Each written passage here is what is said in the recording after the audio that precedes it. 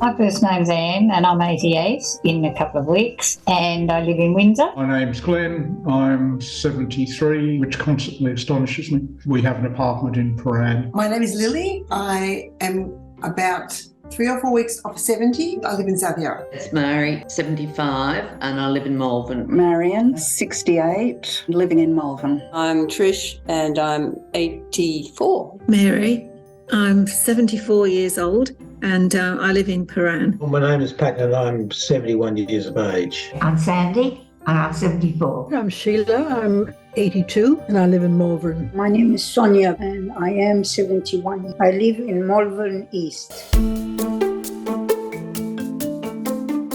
We heard something about, some sort of a virus thing in China. Really didn't take much notice of it at all. I had a holiday booked with some friends to Margaret River in Western Australia. It started to be some noises about COVID. We were dubious or debating whether to go or not. I was on a business trip in Korea in February 2020 when COVID was just starting to come about, so we were lucky to get back in mid-February. It seemed like going from information coming in to suddenly we're on lockdowns and, it happened very, very quickly. It was that night, this is it. The Australian Prime Minister closed the borders in, mid-March? We were thrown onto our internet resources, plotting, running around buying toilet paper, I think, like everybody else.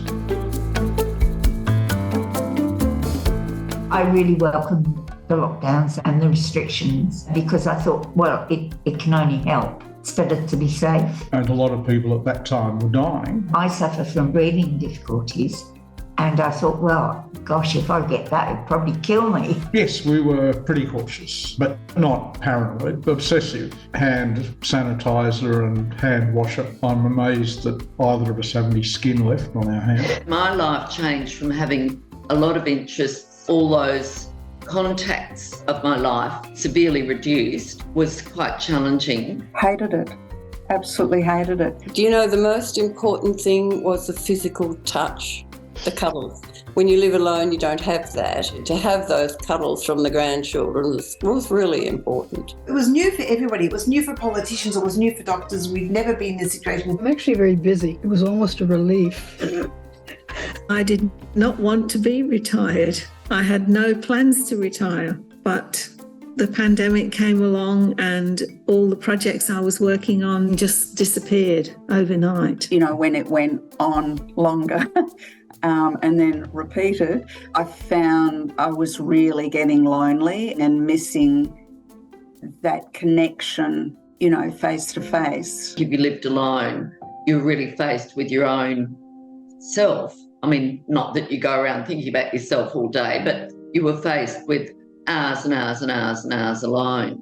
And I don't think that's healthy. That was part of why I became angry, not about me, but about the process. And the 5-kilometre rule was difficult.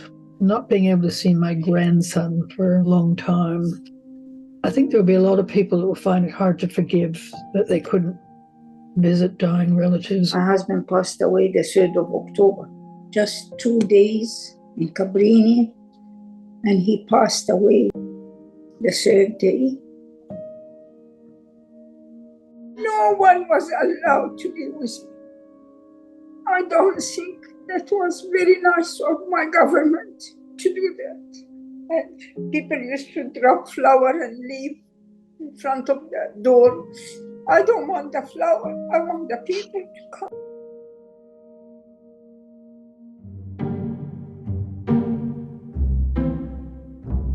A lot of walking and going to parks and not so much going for coffee because we were all not wanting to take the risk of, catching COVID. We started walking every day, going down the dog park. We would sit in the park, which we were not allowed we didn't care. People had to exercise, they had to walk, and they were using the reserve for it, so that was great. I discovered Netflix.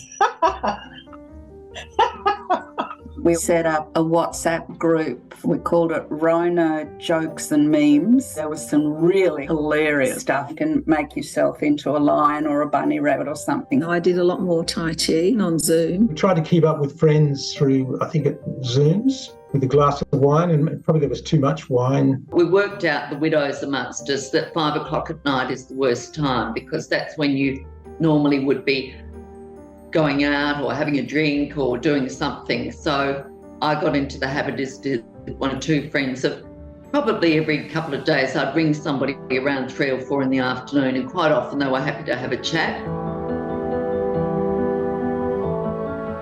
The Premier coming on every day, it got quite addictive.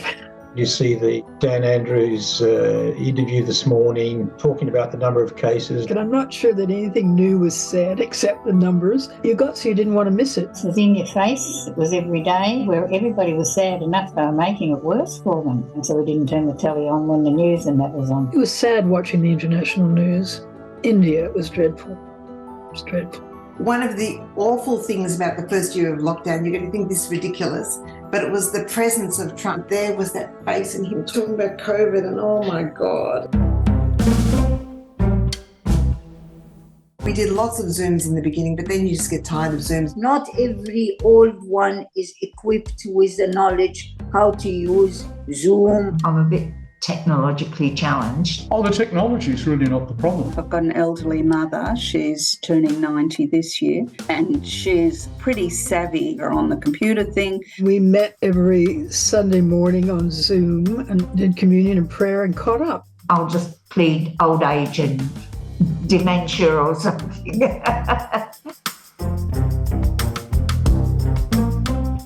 Because my husband has health issues, we were first in the queue every time there was a vaccination available. Oh yes, I thought terrific. Jumped at it. I was worried about the vaccines.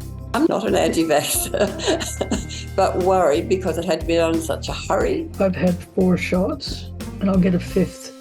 I did have COVID in September, but I was grateful that they had the antivirals. In the public hospital system, the nurses and doctors were just totally overwhelmed and overworked. Clearly, if you're an older person in their 80s and above, they're probably quite vulnerable and they need to be protected. I suppose it was Stonnington who organised the town hall to be used as the central vaccination centre. The organisation there was amazing. I liked the continued mandated requests to wear masks. I found it very difficult dealing with people who refused to wear them. I've got friends and I found their attitudes were really very disturbing. There was one girl I know who was an anti-vaxxer. I think a lot of her friends stopped hanging out with her. I've been vaccinated for so many things. I just thought, well, yes, you've got to do it. And I'm taking one for the crowd, I guess.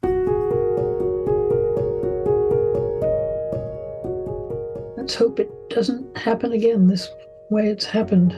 I think it throws you back on your resourcefulness. If you can't change what's going on around you, continue to live and get as much pleasure as you possibly can out of what's available. I guess that's something I would like to leave for the future, how important I think having multi-generational living situations are. I am so thankful I wasn't locked up in some retirement village or something, to be able to see life going on as normally as it possibly could, I thought was wonderful. I'd rather have a day with my family than survive 3 years with no family. At our age, 3 years out of your life when you can't really do what you want to do, it is massive. I hope that we've learned and can move forward with what is really important in life, mostly relationships and family. I hope that other generation, when they see our talk, not to look at us, but to look around them and see the disaster in the world, that's it, and take care of each other, be kind to each other. Isn't it a Chinese proverb, may you live in interesting times?